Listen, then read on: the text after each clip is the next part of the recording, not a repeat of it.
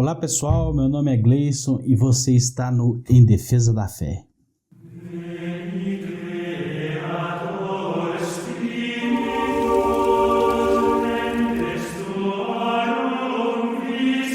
Meus queridos, estamos aqui novamente para continuarmos a nossa conversa sobre a teologia da libertação. E hoje nós iremos falar sobre o Acordo de Metz. O Acordo de Metz, que foi o nome dado por Jean Madiran em seu livro chamado L'Accordo de Metz, Il Crimelino Vaticano, onde ele expõe de forma primorosa as razões pelas quais o Concílio Vaticano II não condenou o comunismo. E nós iremos aqui trazer neste vídeo o principal motivo.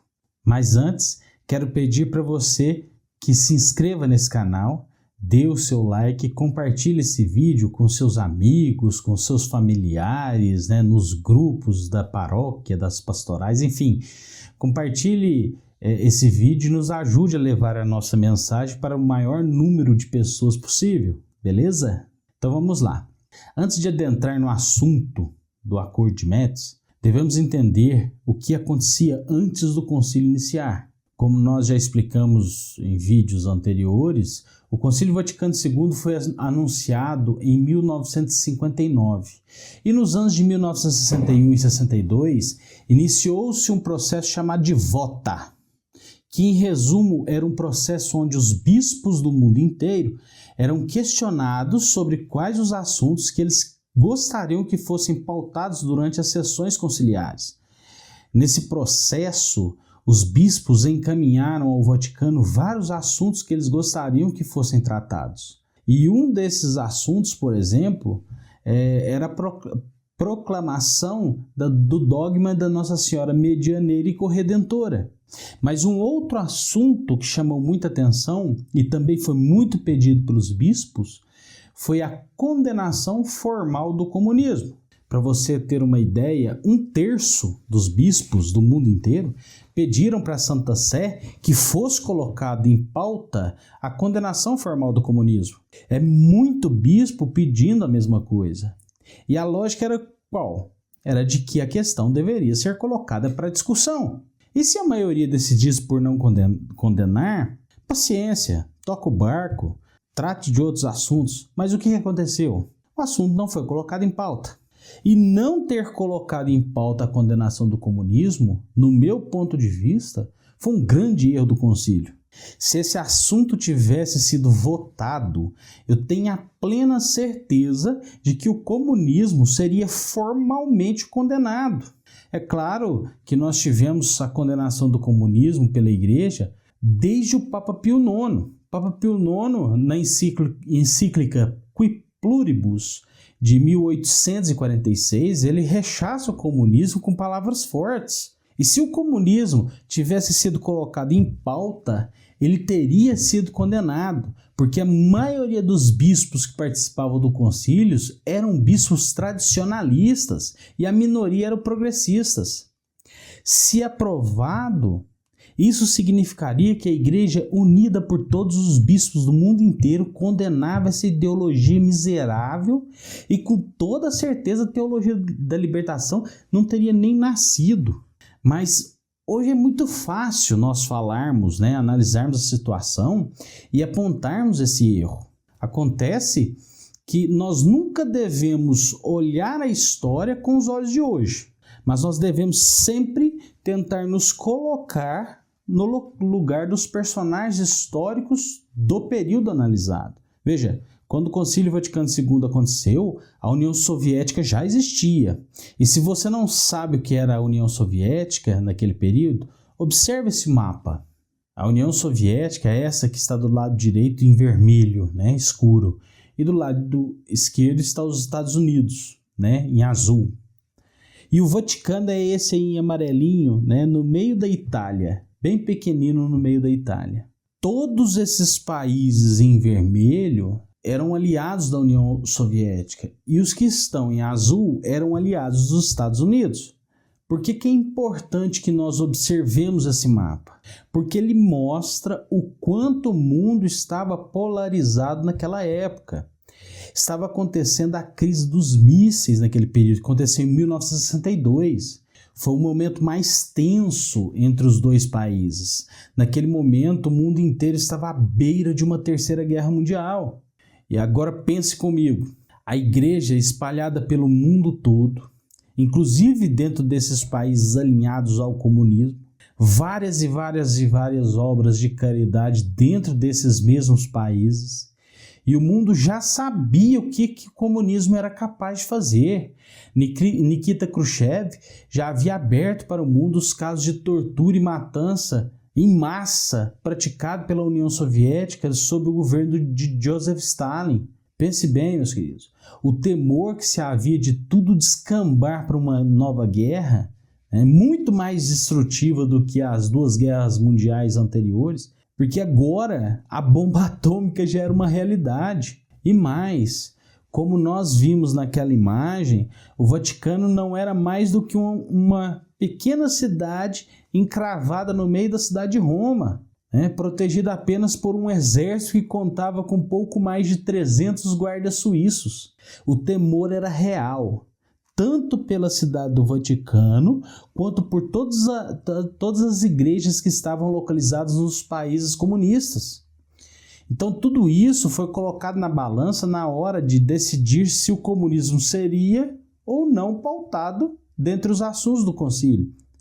Existe um livro chamado Espiões no Vaticano, a Guerra Fria da União Soviética contra a Igreja, onde está relatado que o Vaticano assumiu uma postura de distensão, ou seja, o diálogo diplomático de convencimento.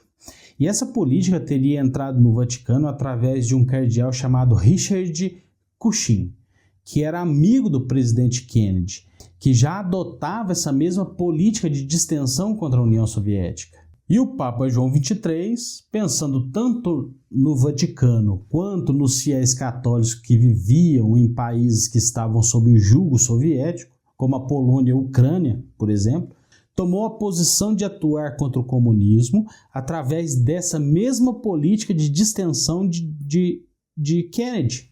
O mundo já havia tomado ciência, por exemplo, sobre o Holodomor, onde o comunismo matou 12 milhões de pessoas de fome na Ucrânia nos anos 30.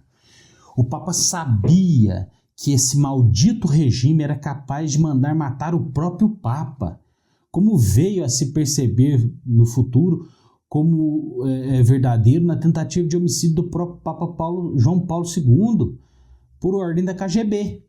Então a posição era: vamos adotar uma postura de diálogo.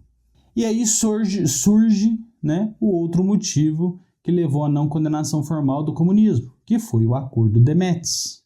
E o que foi esse Acordo de Metz? O Papa João XXIII, engajado nessa política de distensão, queria levar para o Concílio Vaticano II vários observadores externos, para acompanhar as sessões conciliares. Na visão do Papa, eles precisavam da presença desses observadores para selar um acordo de boas intenções, de camaradagem com o mundo todo. Veja, o Papa queria a presença de entidades e pessoas de fora da Igreja, inclusive inimigos históricos da Santa Igreja, como o protestantismo e a maçonaria, para que nesse movimento dito ecumênico pudesse mostrar a Igreja como o centro de unificação do mundo. E com relação ao comunismo, o Papa exigiu a presença dos patriarcas russos da Igreja Oriental, chamada de ortodoxa, para que estivessem ali e acompanhassem o concílio como observadores. E a presença dos patriarcas das igrejas ortodoxas russas era uma prioridade na visão do Papa. E ele coloca os seus diplomatas na missão de trazer essas pessoas para observarem o concílio. Daí esses diplomatas passaram a realizar uma intensa negociação com os representantes desses patriarcas, até que o Papa mandou que se organizasse uma reunião com esses patriarcas em uma cidadezinha chamada Metz, localizada na Alsácia, na França. Aqui é preciso deixar muito claro o perigo que é negociar com a Igreja Ortodoxa Russa, porque negociar com ela é o mesmo que negociar com o próprio Partido Comunista. Então, o cardeal Eugène Tisserand ficou responsável por assessores do próprio Papa João XXIII para tentar costurar esse acordo com os patriarcas Boris Rotov, conhecido como Nicodemo, que era chefe do Departamento de Relações Exteriores do Patriarcado de Moscou e de toda a Rússia. Então, na verdade, o que aconteceu foi uma reunião entre a diplomacia vaticana e a diplomacia do Kremlin. Nas negociações, o cardeal Tisserand expressou a vontade do Papa de ter os observadores ortodoxos russos no concílio, para selar um acordo de boa relação com a União Soviética.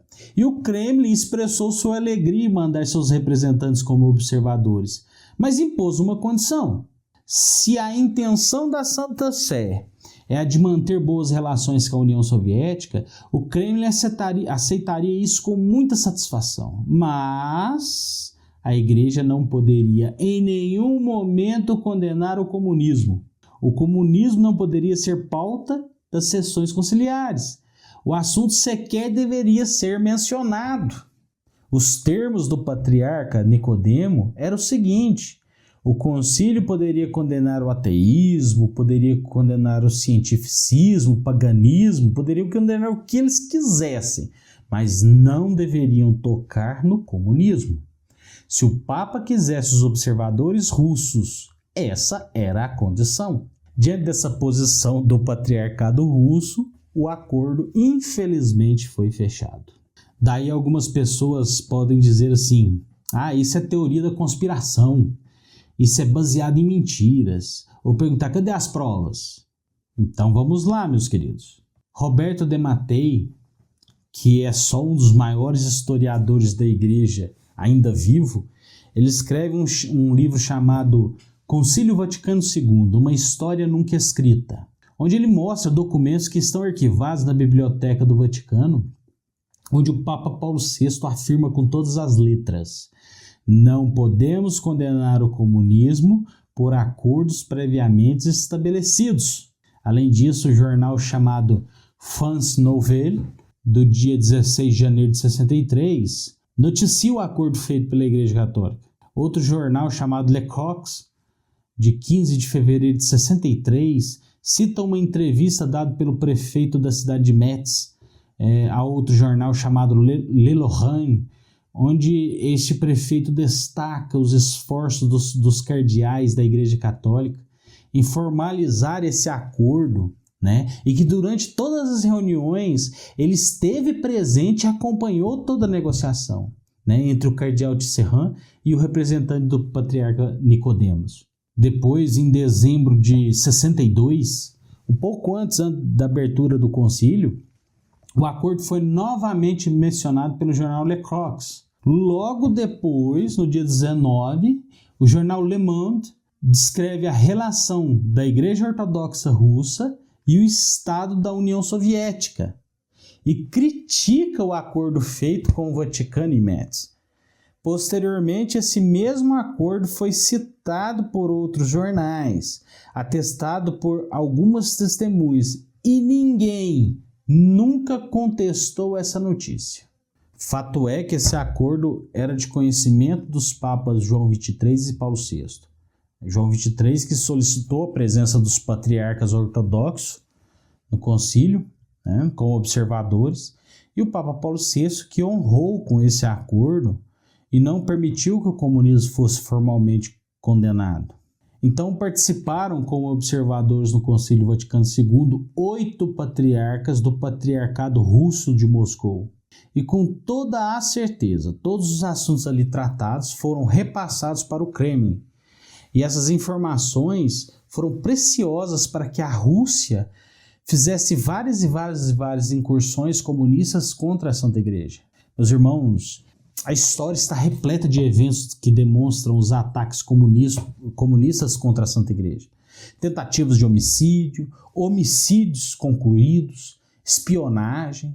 Olha, você não tem noção da quantidade de situações ocorridas durante o concílio e após o concílio até a queda da União Soviética. com o tempo, nós iremos trazendo esses casos, né, para mostrar para vocês o que é verdadeiramente o comunismo. Se a condenação do comunismo tivesse acontecido, nós não teríamos tantos padres e bispos se dobrando a essa teologia macabra. Mas não dá para a gente voltar atrás na história. E o que nos resta é definitivamente combater toda essa porcaria e extirpar de dentro da igreja essa praga. E no próximo vídeo, nós falaremos sobre o famoso pacto das catacumbas, tá bom? Muito obrigado por você ter ficado até aqui. E não se esqueça de se inscrever no nosso canal, de acionar o sininho, de dar o like e de comentar aqui embaixo, tá bom? Pode fazer suas perguntas, pode fazer seus comentários, seus elogios, suas críticas, né, que serão sempre bem-vindas, tá bom? Muito obrigado, um grande abraço e viva Cristo Rei!